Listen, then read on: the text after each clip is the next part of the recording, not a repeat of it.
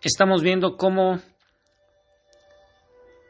esos eventos van a ir sucediendo en esa primera fase de lo que se ha denominado la primera fase del juicio de Jesús, donde aparentemente triunfó en forma total Satanás a partir de sus instrumentos, a partir del anticristo, a partir del pseudo profeta, aunque vamos a ir viendo que eso no es más que el comienzo del fin para esos poderes diabólicos, ya que como sabemos en el Apocalipsis el final es otro, es el bien, es Jesús el que viene a triunfar y viene por su iglesia.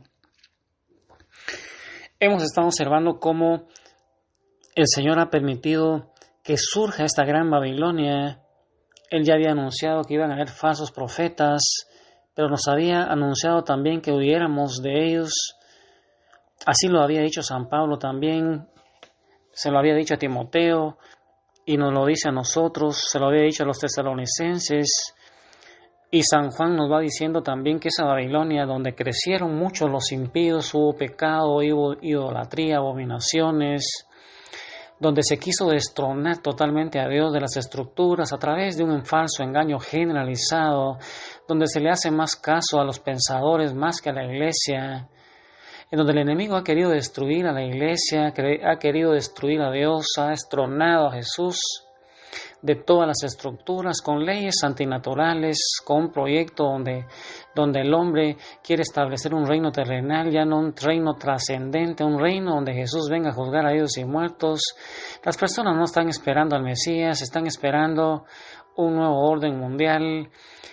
En esta Babilonia, donde los bancos mundiales son los que llevan la batuta, los que van imponiendo leyes, sobre todo países pequeños como los nuestros, y poco a poco vamos viendo cómo con esas leyes nuevas las personas pueden escoger qué género quieren tener, los niños pueden ir escogiendo si quieren ser hombres, quieren ser mujeres, esos matrimonios entre personas del mismo sexo.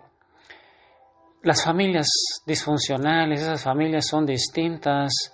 Cada día hay más abortos, cada día hay más gente que se sale de nuestra iglesia, cada día hay más sectas apocalípticas, cada día, hermano, nuestra iglesia se va dividiendo, se ha infiltrado en nuestra iglesia el enemigo a través del marxismo, a través de la masonería. Están creando todo ese panorama desolador para que el anticristo venga a reinar con falso profeta, con una falsa iglesia, y María Santísima por otro lado nos invita para que ingresemos a su corazón inmaculado, para que nos formemos, para que seamos esa iglesia fiel que está esperando la venida de su Señor al final de los tiempos, que huyamos de la gran Babilonia.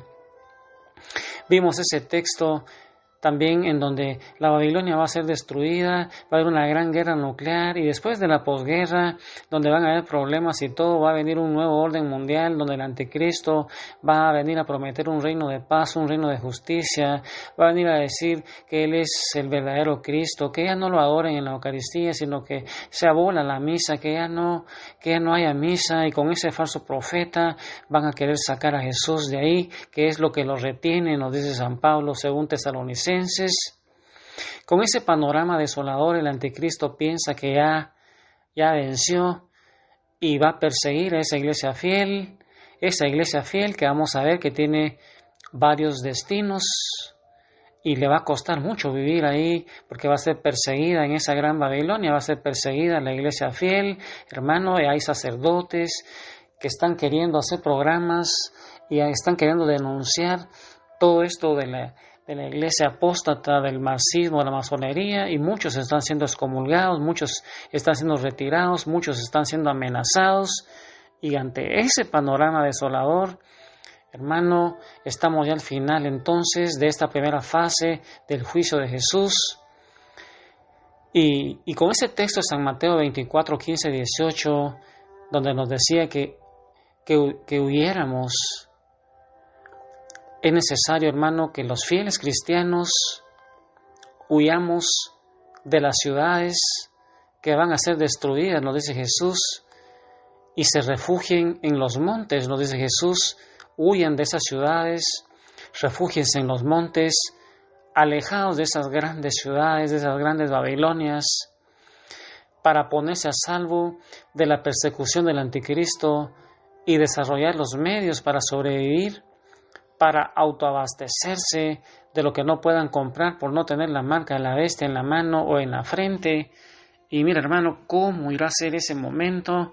Pidámosle al Padre, pidámosle a Jesús, pidamos que nos llene del Espíritu Santo, que nos vaya llenando de gracia, que nos vaya dando una fe tan grande, ya que la fe y la caridad se van a ir enfriando, van a ir disminuyendo, la gracia va a ir desapareciendo, un hombre sin gracia, un hombre sometido a las tentaciones, exacerbando sus pasiones, una concupiscencia exacerbada por el enemigo.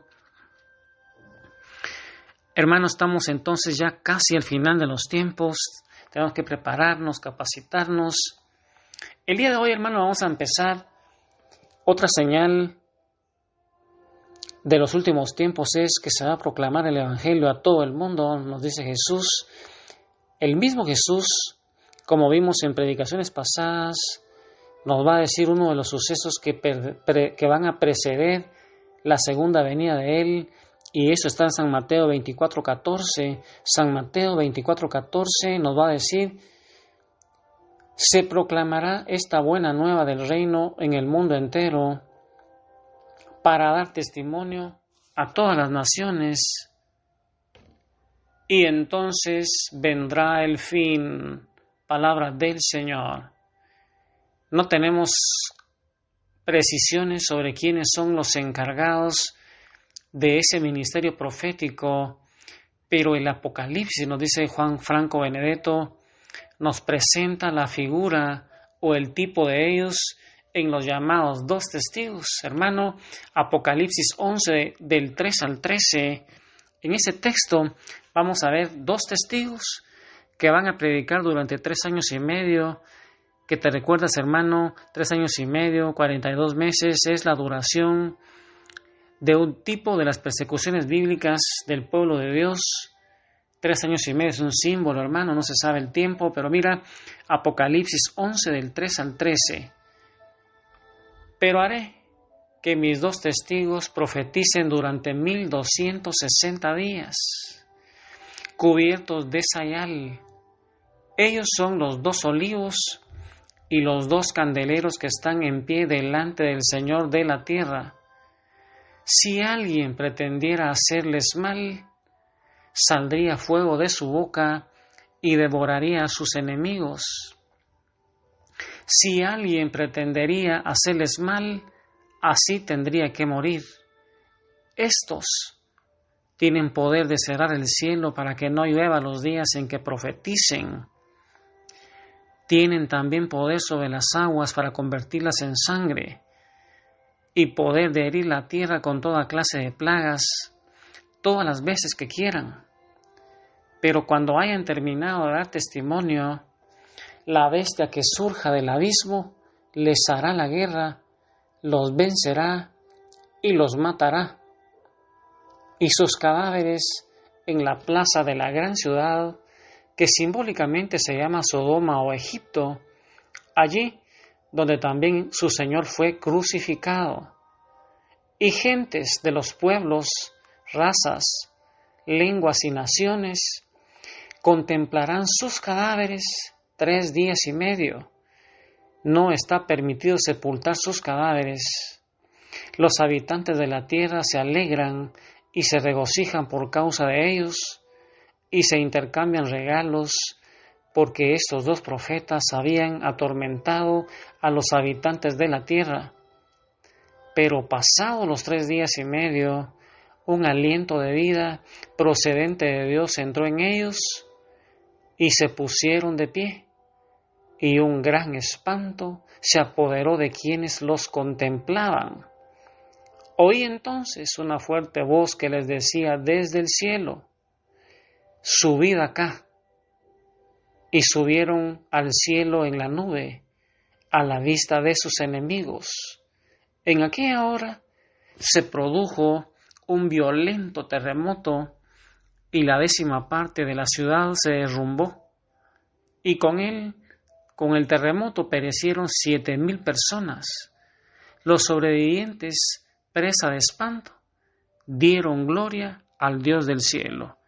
palabra de Dios. Y hermano, mira quiénes son esos dos testigos que van a predicar 3 años y medio, que es la duración de una persecución según la profecía de Daniel. Ahí, hermano, donde estás, yo te invito a que sigas yendo a ese lugar santísimo para que reconozcamos a Jesús en ese pedacito de pan y alimentados con Él como aquel maná del Nuevo Testamento, como aquel maná del Antiguo Testamento que los guió a ellos por el desierto, también ese maná del Nuevo Testamento, que es Jesús, el pan vivo bajado del cielo, nos llene de su Espíritu Santo y podamos nosotros ser esa iglesia fiel y esos dos testigos representados ahí en el Apocalipsis. ¿Cómo no te voy a adorar?